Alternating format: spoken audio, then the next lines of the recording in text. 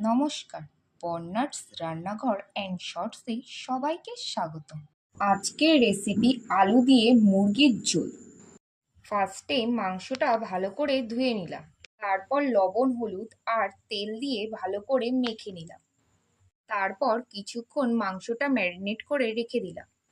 কড়াইতে পরিমাণ মতো তেল দিয়ে দিলাম, ডুমো ডুমো করে কাটা আলুগুলো দিয়ে দিলাম। এবার আলুতে লবণ হলুদ দিয়ে ভালো করে ভেজে নিলাম। তারপর ওই তেলে গোটা গরম মশলা ফোড়ন দিলাম। তারপর পেঁয়াজ দিয়ে দিলাম।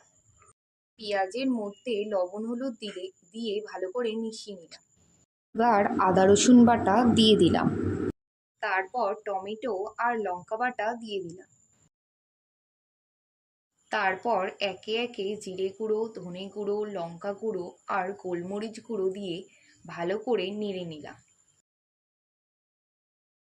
তারপর এতে একটু চিনি দিয়ে দিলাম। মশলাটা যাতে পুড়ে না যায় এর জন্য একটু জল দিয়ে দিলাম। ওভেনটা একটু লো করে ফ্যাটানো টক দইটা দিয়ে ভালো করে নেড়ে নিলাম।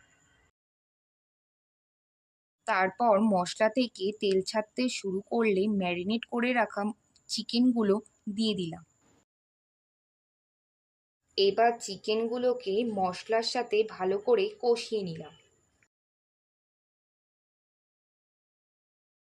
আর মাংস থেকে তেল ছাড়তে শুরু করলে ভাজা আলুগুলো দিয়ে একটু কষিয়ে নিলাম। প্রয়োজন মতো গরম জল দিয়ে দিলাম। ঝোল ফুটতে শুরু করলে তাতে একটু গরম মশলা গুঁড়ো দিয়ে নামিয়ে নিলাম। তৈরি হয়ে গেল আজকের রেসিপি আলু দিয়ে মুরগির ঝোল।